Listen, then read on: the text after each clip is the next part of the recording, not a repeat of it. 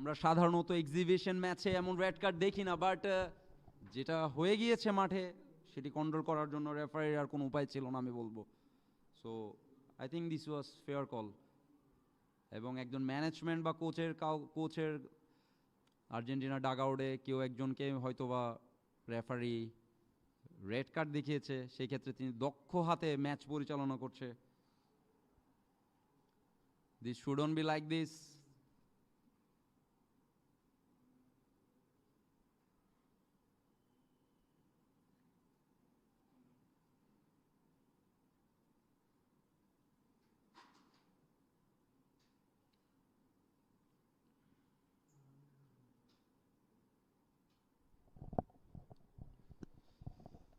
ইতিমধ্যে দুই দলের দুজন খেলোয়াড় লাল কার্ড দেখে মাঠের বাইরে চলে গেল।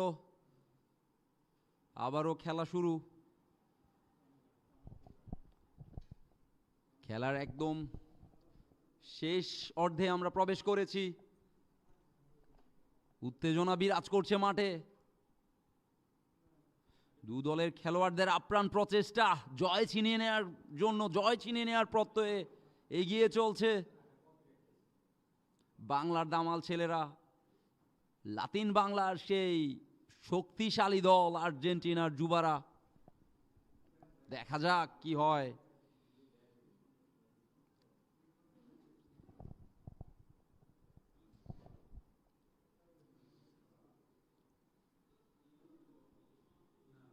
থ্রো ইন বাংলাদেশের অনুকূলে।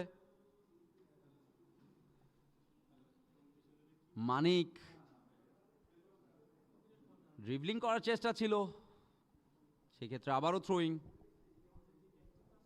লং থ্রো প্রচেষ্টা থাকবে মাসুদ রানার।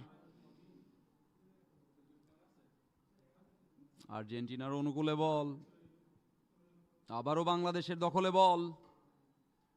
আক্রমণে বাংলাদেশ। কামাল ক্রস করলেন সে জায়গায়, কিন্তু ভুল পাস, কেউ ছিল না। আবারও রিকভারি, দুর্দান্ত রিকভারি। আরিফ, সেক্ষেত্রে বিপদ হতে পারে। দুর্বল শট ঠেকিয়ে দিল Maximiliano.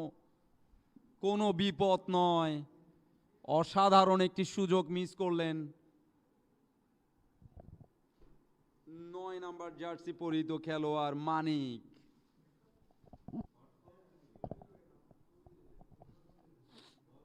It should have been better. আবারও আক্রমণে বাংলাদেশ, আবারও দারুণ ট্যাকেল, সেই ক্ষেত্রে ক্লিয়ার করলেন বল ১৪ নম্বর জার্সি পরিহিত খেলোয়াড় লুকাস চ্যানজি।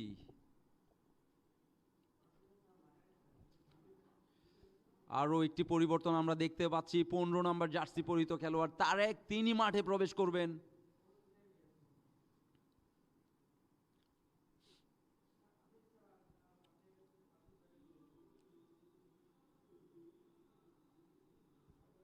থ্রোয়িং বাংলাদেশের অনুকূলে। ১২ নম্বর জার্সি পরিহিত খেলোয়াড়, একমাত্র গোল স্কোরার বাংলাদেশের পক্ষে মাসুদ রানা, তিনি থ্রোটি নেবেন। লম্বা একটি থ্রো, গোল কিক আর্জেন্টিনার অনুকূলে। কোনো বিপদ নয়। সেক্ষেত্রে আমরা দেখতে পাচ্ছি বাংলাদেশের একজন খেলোয়াড় তিনি কিছুটা আহত, বাট রেফারি সেক্ষেত্রে কোনো ভ্রুক্ষেপ করলেন না।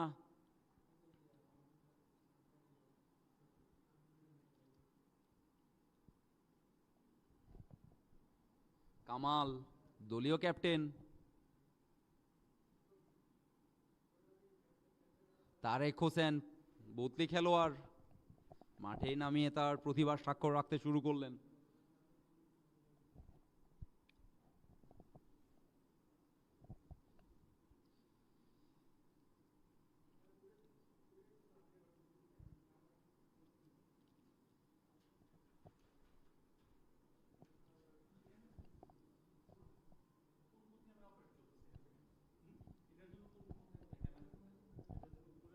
লম্বা একটি পাস, বিপজ্জনক এরিয়া। এখনো বল দখলে রেখেছেন